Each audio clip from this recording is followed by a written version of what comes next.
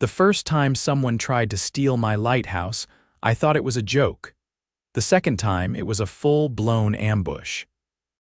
It was a Saturday morning, and I was halfway through replacing some rusted bolts on the catwalk railing when I heard tires crunching on gravel 3 SUVs rolling up my private drive like they owned the place. At the front of the pack was a silver Lexus with a vanity plate that read, Rules 1. That should have been my first warning. Out stepped Clorinda Huxley, president of the Bayshore Bluffs Homeowners Association. She was in her usual uniform oversized sunglasses, a pastel cardigan wrapped around her shoulders like she was sailing into war, and the kind of haircut that practically screamed, "Can I speak to your manager?" Behind her trailed the rest of the self-important HOA council, all dressed like they were headed to a country club rather than someone else's property. I wiped my hands on a rag and started heading down the path. "Clorinda, you're trespassing," I said flatly. She didn't even flinch. "Yorick Flint, you know why we're here, other than to harass me on my own land." "No clue." She pointed dramatically up the rocky bluff to my lighthouse, the one my grandfather built with his own hands back in the 50s. "That structure violates HOA regulations. It's not in the community's approved color palette, it's taller than the allotted 30 feet, and it's not listed on the neighborhood's original development plan. It must come down immediately." I blinked. "That lighthouse has been here longer than the HOA has existed. It's older than most of the houses in the bluffs." "Doesn't matter," she snapped. "It wasn't disclosed or approved in the revised community charter. It's unauthorized and obstructs the uniform aesthetic of our shoreline." "You mean it blocks your view?" Her lips tightened. "The HOA has voted. That lighthouse is an eyesore and a violation. We're giving you 72 hours to remove it or we'll do it for you." A man behind her, some wiry guy with a clipboard, muttered, "We've already contacted a contractor." I felt my jaw clench. "That's criminal trespass and you know it." Clorinda raised a hand. "Yorick, don't be difficult. The HOA has jurisdiction. The shoreline is part of the common scenic overlay." I let out a low laugh. "No, it's not," she blinked. "Excuse me," I pointed past them to the edge of my property. "See that rusted anchor chained to the boulder? That's the original survey marker. This land, this bluff, was deeded to my family decades before the HOA was even formed. I've got the charts, the original survey, and the land deeds to prove it. The lighthouse is mine." Clorinda's face flushed a deep red. "Those documents are probably outdated. You'll need to submit them to the HOA Legal Review Board." "I don't answer to your board," I replied. "This isn't HOA land, never has been." She stepped forward, getting uncomfortably close. "Don't be naive, Mr. Flint. The board has ways of acquiring non-compliant parcels. Eminent domain, back taxes, zoning violations. We'll find something." That was it. I stepped back, pulled out my phone, and tapped the screen twice from the lighthouse. A security camera rotated toward us. I'd had it installed last month after someone spray-painted Bluff Hog across my garage door. The whole exchange had been caught on video. "You're being recorded," I said, "so I hope you're proud of the threats you just made. Because when I take this to my attorney and the local zoning board, they're going to have a field day." Clorinda's mouth opened, then snapped shut. I turned and walked back toward the lighthouse, leaving them standing there like a pack of confused vultures. I had a feeling this wasn't over. But I also knew something they didn't. I wasn't just a guy with a lighthouse. I was a guy who came prepared. By Monday morning, the air felt electric with tension. I'd spent most of Sunday digging through my grandfather's old maritime files in the basement, original blueprints, coastal development maps from the county assessor's office, and a dusty envelope containing notarized surveys and a coastal rights agreement signed by the state in 1963. I scanned everything, made 3 copies, and compiled them into a binder thicker than a phone book. At exactly 9 a.m., I walked into the county records office downtown. The woman at the front desk glanced up from her screen. "You hear about Bayshore Bluffs?" she asked. I raised an eyebrow. "That obvious?" She nodded toward the glass doors. You're the third person this morning. Someone on their board has been filing nuisance claims like they're handing out coupons.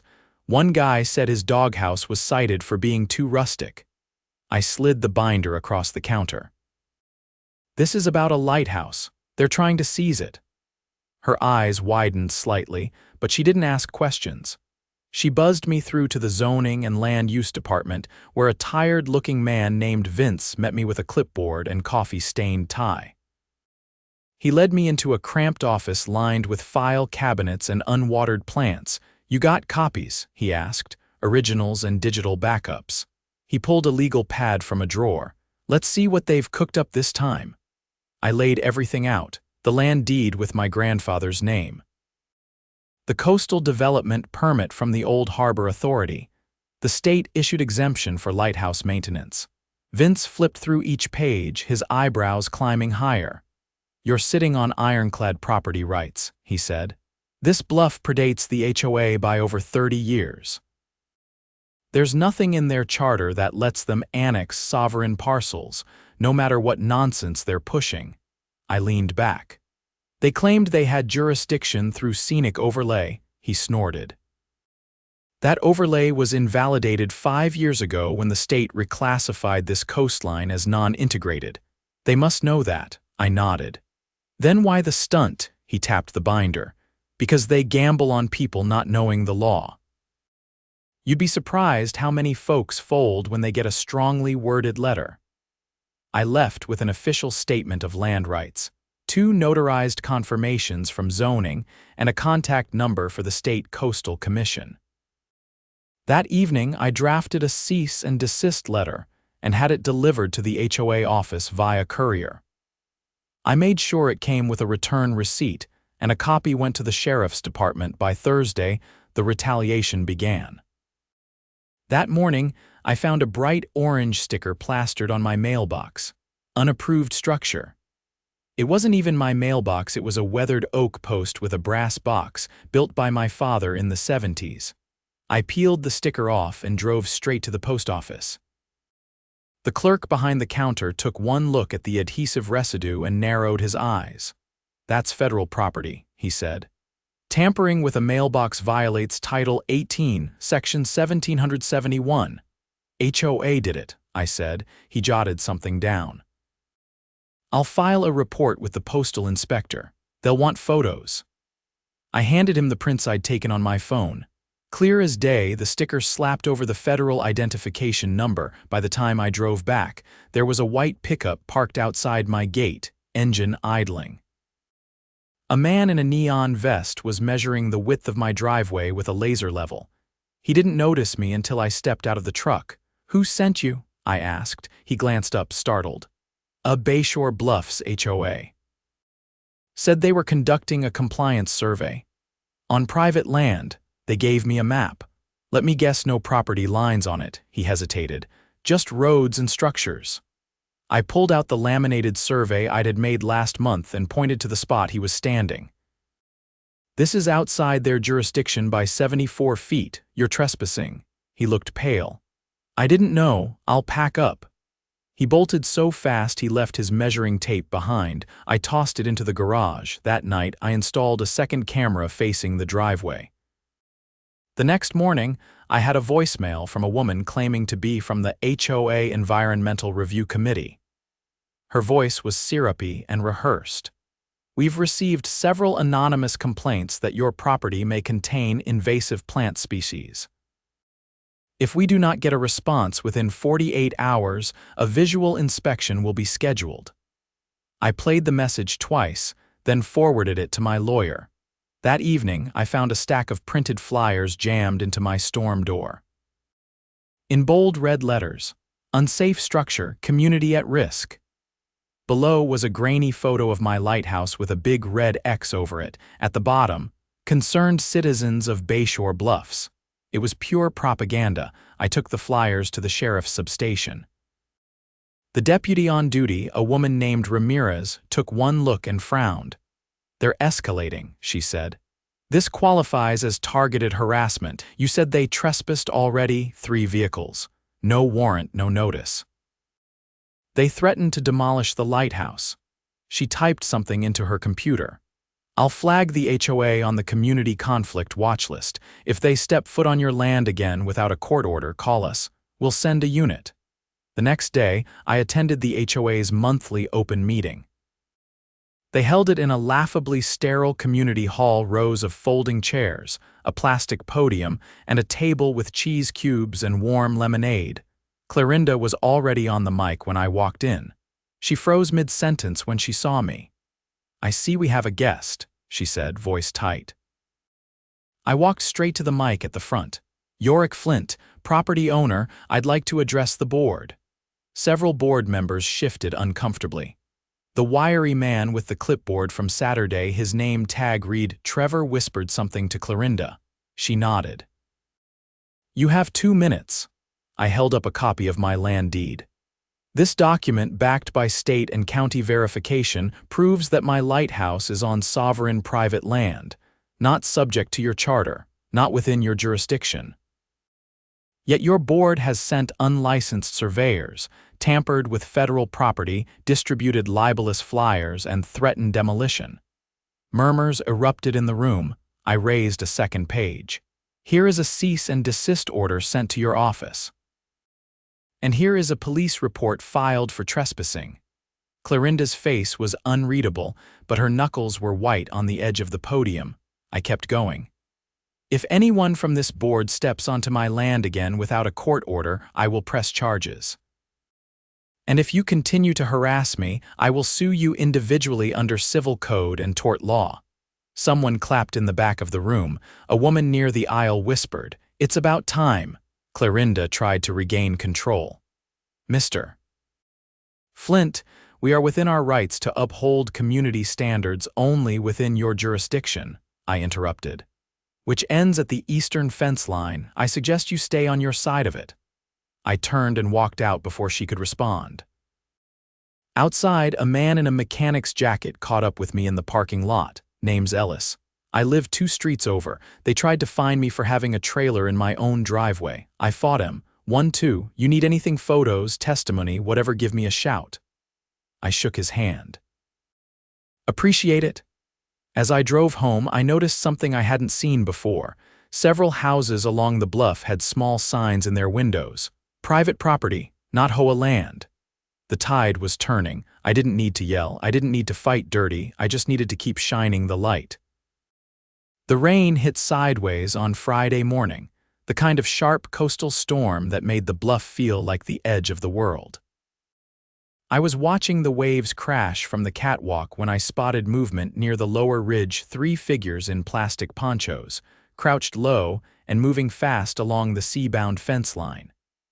I flicked the switch on the inside panel, and the floodlights lit up the slope like a stadium. They froze. I grabbed my binoculars. Not wildlife officers, not hikers. The one in front had a bolt cutter. I hit record on the external surveillance feed and stepped into my boots without bothering to tie them. By the time I reached the edge of the bluff, they were backing away, trying to look casual. One of them, a woman with a clipboard stuffed under her poncho, was already dialing her phone. "You cut my fence," I said, loud enough to carry over the wind. The man with the bolt cutter shifted his weight like he couldn't decide between apologizing or running.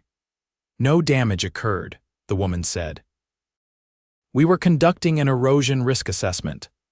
"Then why sneak in during a storm? It's standard protocol to inspect during extreme conditions," she said without looking at me. I pointed to the sign half buried in the wet grass. "Private land. No trespassing. 24-hour surveillance." The third one, a younger guy with a laminated badge on a string around his neck, finally spoke. "We were told this bluff fell under Emergency Community Inspection Authority." "By who?" He hesitated. "The HOA Environmental Task Force." "The one that doesn't legally exist?" I asked. Silence. "Leave. Now." They didn't argue. I uploaded the footage to a secure drive, then called the sheriff's department and forwarded the video to Deputy Ramirez. She promised to escalate to county enforcement. That same afternoon, I received a call from the Coastal Commission's field office. They'd reviewed the footage and flagged the incident as a probable violation of state trespass law, with potential charges of impersonating environmental agents if the individuals weren't credentialed. I gave full statements. That should have been the end of it. It wasn't. By Saturday evening, a black SUV pulled up just outside my gate. A man stepped out wearing a charcoal suit, no tie, hair slicked back like a courtroom actor. He walked with the confidence of someone used to being obeyed. "You must be Mr. Flint," he said.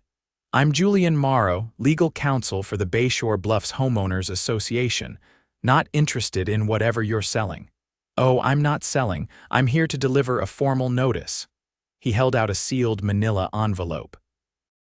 "The HOA has filed a petition for conditional annexation of your parcel. They claim the bluff qualifies as an unregulated buffer zone under community safety ordinances." I opened the envelope on the spot. The petition was loaded with vague citations, misquoted statutes, and a laughable claim that my lighthouse posed a clear and present hazard due to unmonitored maritime interference. "Did Clarinder write this on a wine napkin?" He gave a thin, practiced smile. "You'll want to respond through counsel. If you fail to contest the petition within 10 days, the board may proceed with enforcement. You're bluffing." "Actually," he said, "we've already scheduled a preliminary hearing with the county magistrate." That stopped me for half a second. "Then I'll see you in court." As he turned to leave, he added, "Be aware, the board is authorized to seek reimbursement for the legal costs incurred by your noncompliance." I shut the gate behind him so hard the latch cracked. By Monday, I had my own attorney, Stellar Rojas, a former municipal prosecutor who now spent her days dismantling overreaching HOA boards like a surgeon with a grudge. She reviewed the petition and laughed so hard she had to set her coffee down. "They're citing a shoreline buffer law that was repealed 6 years ago, and this clause here, maritime interference, that's not even a legal term. It's something they made up." "Can we countersue?" "Not yet," she said. "But we can file for injunctive relief and demand a formal investigation into their conduct, especially if they're misrepresenting legal authority." We filed that afternoon. The hearing was set for Thursday. It was supposed to be a procedural formality, just a magistrate reviewing the merits of their petition. I wore a clean shirt. Clarinda showed up with a lawyer, 2 board members, and a tall man I recognized as the HOA's new security consultant, the same one who'd measured my driveway earlier in the week. The magistrate, an older woman with a scratch in her voice and no patience for nonsense, flipped through the filings with visible irritation. "Mr. Morrow," she said, "you're asking the court to grant the HOA authority over land clearly marked as private based on statutes that no longer exist."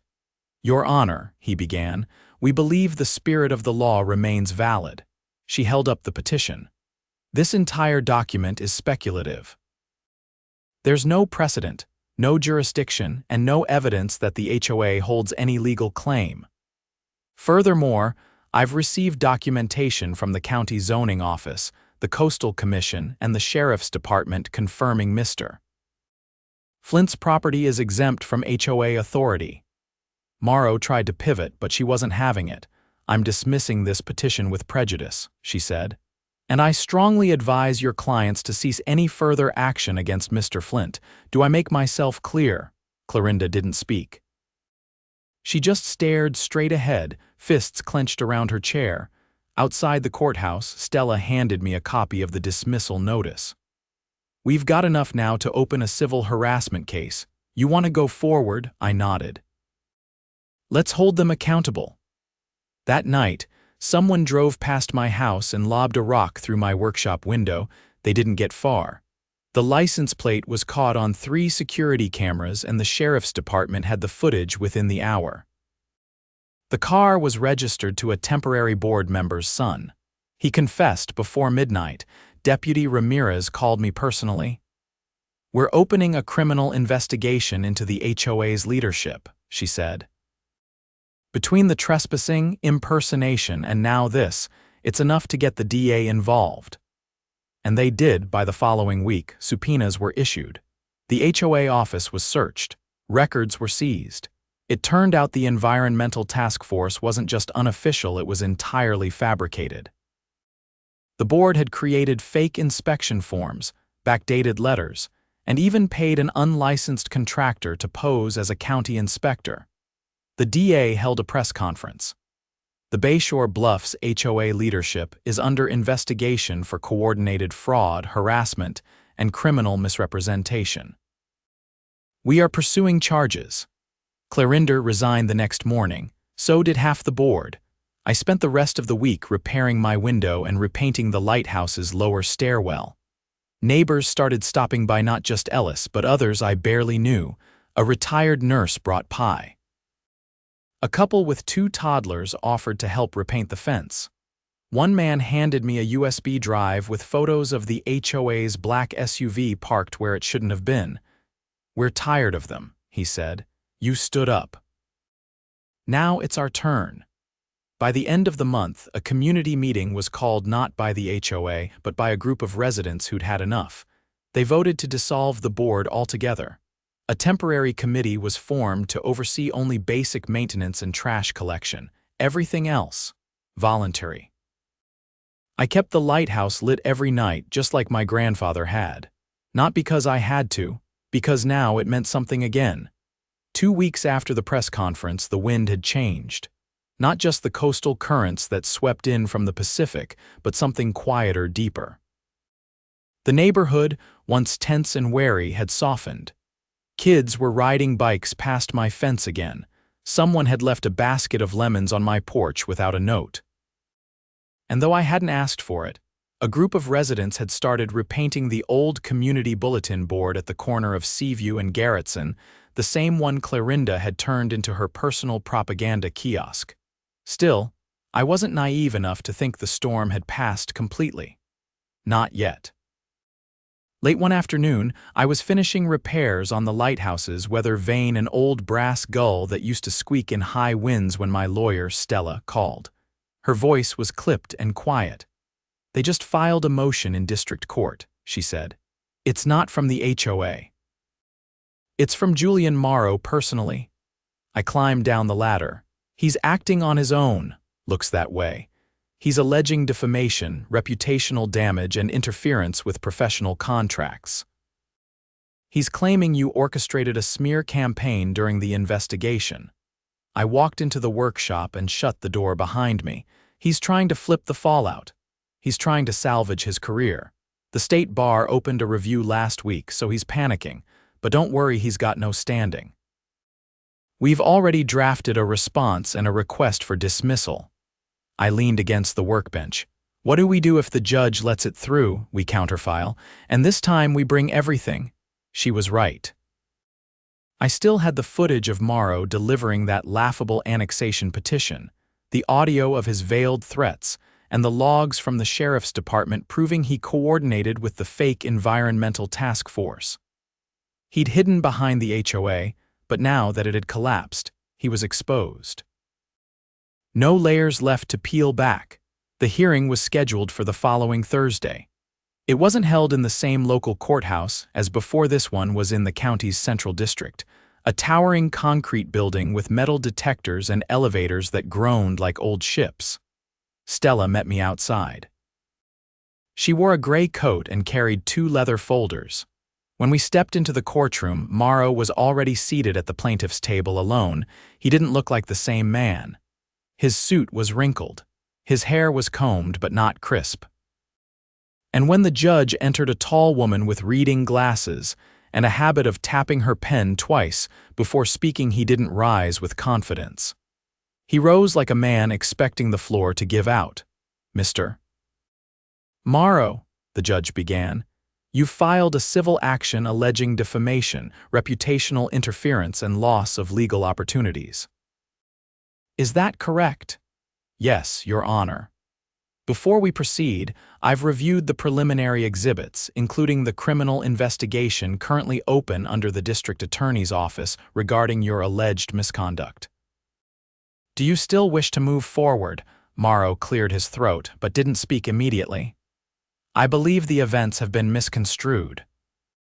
I acted under the authority granted to me by the board at the time, authority which, according to the state's findings, lacked legal basis and involved fabricated documentation. I was misled. Stella stood.